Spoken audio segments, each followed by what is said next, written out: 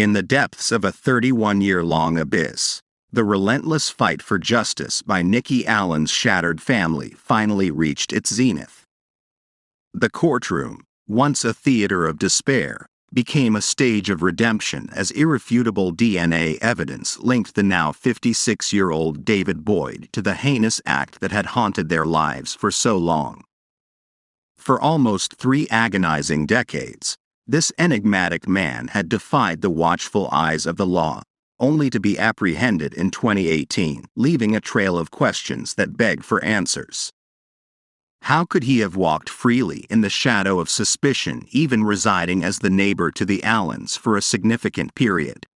How did he evade arrest despite being flagged as a child predator, and chillingly even confessing to an unsettling attraction to young girls? Prepare to embark on a riveting journey back in time as we unravel the enigma surrounding that haunting night. This is the tragic story of Nikki Allan. In the gritty neighborhood of Ware Garth, nestled at the eastern edge of the famous city of Sunderland in England, a little 7-year-old named Nikki Allan resided with her family that included her 25-year-old mother, Sharon Henderson, and her 3 sisters, 8-year-old Stacey Allan, 4-year-old Zara Waldron, and 2-year-old Naomi Waldron. Although her parents were separated, her father maintained a distant connection with them. Just 2 floors above in the same apartment building dwelled Nikki's grandfather, Sharon's father, known as Dickie Priest. A few doors down, you'd find 25-year-old David Boyd and his girlfriend Caroline Branton. They were frequent visitors to Nikki's grandfather's home, and it was on a fateful Wednesday evening of October 7, 1992, that Nikki and her mother embarked on their routine visit. Little did they know, this visit would change their lives forever. At around 8:30 p.m., Nikki ventured on her own, a seemingly routine stroll within the confines of their shared building. While it may raise eyebrows to let a young child roam at that time, it was just a quick trip down a familiar stairwell which would normally take less than 5 minutes. They were no strangers to this path and their tight-knit community. Despite its rough reputation, it had always been a place where everyone watched out for each other, with no history of such sinister incidents that would happen to young Nikki. Roughly 10 minutes later, Sharon wrapped up preparing dinner for Nikki's grandfather and headed back to her own apartment. Upon her return, she discovered a heart-wrenching reality. Nikki hadn't returned home. Panic set in and she began calling out for her daughter within the building, but there was only silence. Concerned neighbors reported they hadn't seen Nikki either. In a frantic bid to locate her, more than 100 people, aided by the police, mobilized into a search party that very night, determined to uncover the mystery of her disappearance. On the chilling morning of October 8, 1992, at 10:30 a.m., a grim discovery sent shockwaves through the community. Nikki's lifeless body was uncovered in a blood-soaked abandoned exchange building, just a few blocks from her home. Her purple coat and red shoes were found nearby, eerily separated from her.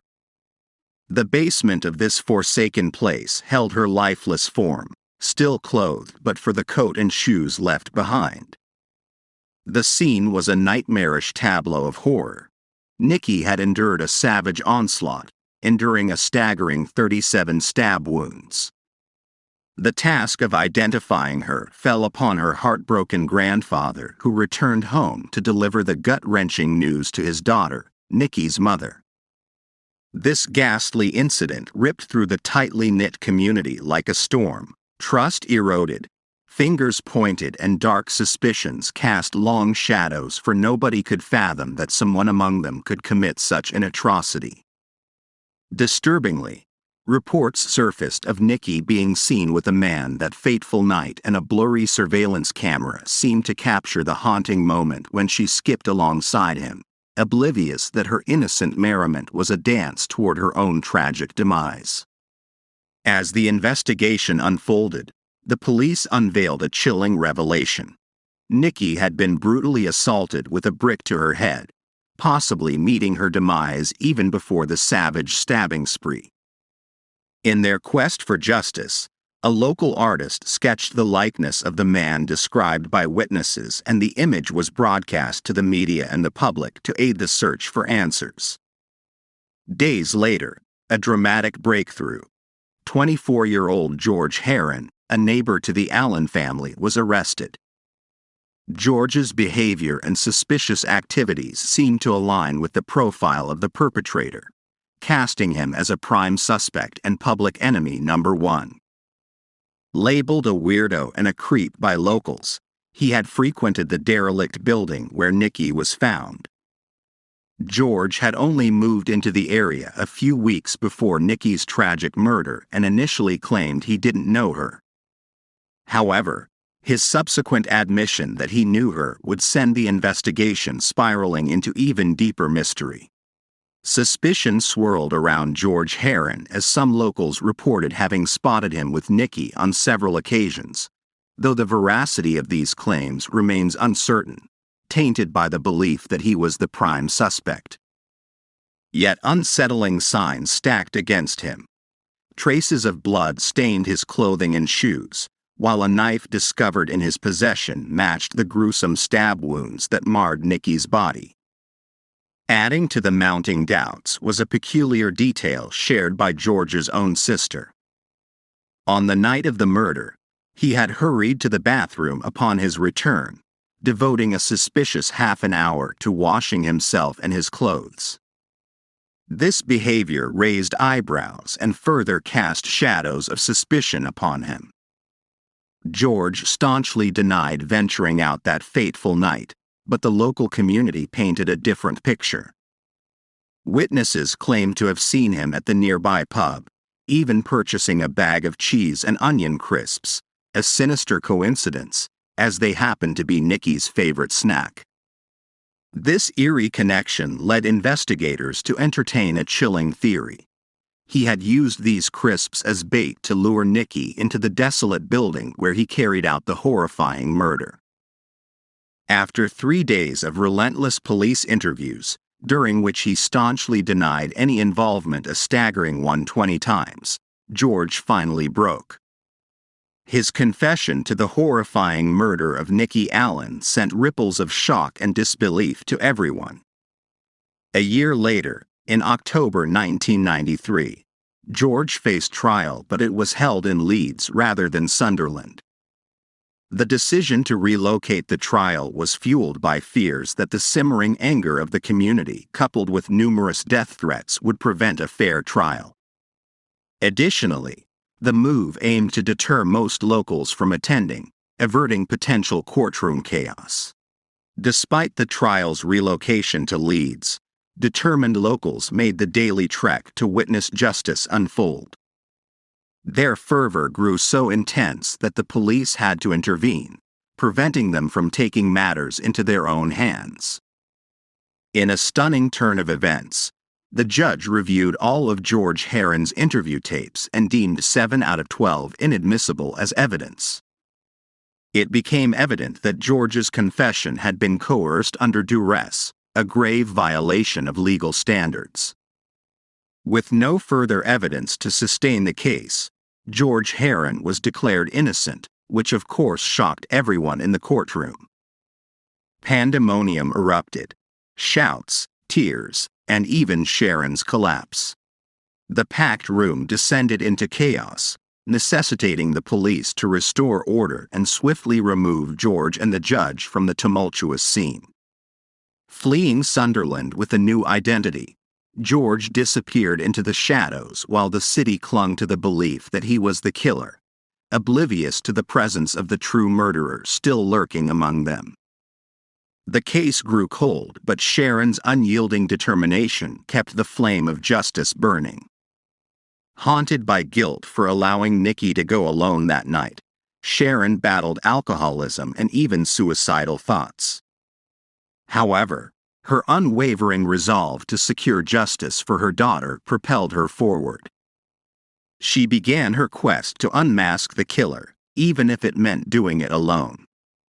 Several arrests came and went, but none were found guilty. It wasn't until 2017, with the advancements in forensic technology, that a glimmer of hope emerged. The investigation was resurrected when an unidentified DNA sample was discovered on Nikki's clothing from that fateful night. Over 800 men, including one long-standing person of interest, were subjected to DNA testing. The question that remained was, how had this elusive individual managed to elude the police for all these years? In Sharon Henderson's relentless quest for answers, she meticulously mapped out the estate, systematically eliminating potential suspects. With each name crossed off, one man remained, a mysterious figure who went by different aliases. At the heart of it all was David Boyd.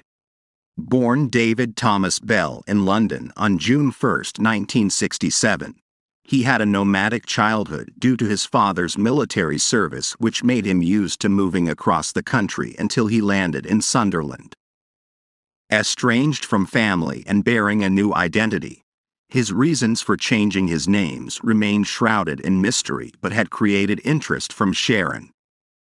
Throughout his adult life, he remained a master of disguise, adopting a bewildering array of identities that included David Thomas Boyd, David Thomas Smith, David Smith, David Bell, John Eastman, and Jason Branton. A clever twist lay in his court file, which bore an alternative spelling of one of his surnames, shrouding his true identity in a cloud of confusion, eluding both law enforcement and the authorities who had initially pursued the wrong man, George Heron. However, one person remained steadfast in her suspicions, Sharon. Even her brother harbored doubts, dubbing him the Beast and giving him the eerie moniker, Dave the Beast. His unsettling habit of observing the young children in the neighborhood while they played earned him the reputation of a weirdo.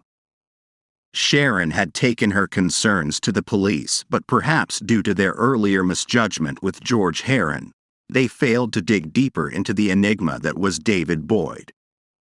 Unable to unearth any traces of his past or family, Sharon embarked on a relentless mission to track him down. She went to extraordinary lengths, befriending his girlfriend and even relocating to Ryhope, just on the outskirts of Sunderland, all in a dogged pursuit of information. A hunch gnawed at her soul. She believed he held the key to her daughter's murder.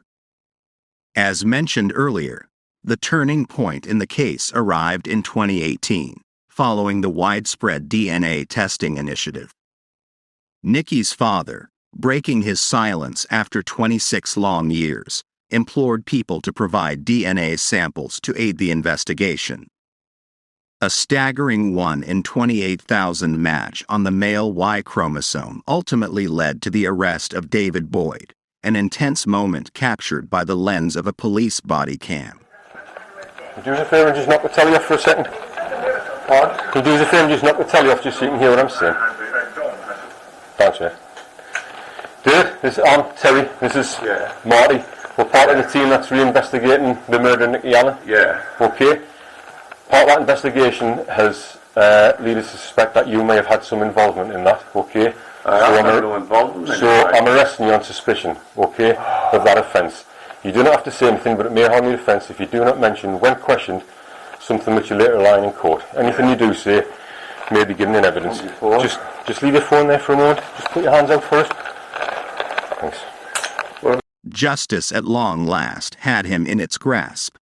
During his trial, shocking revelations surfaced about David Boyd's disturbing past.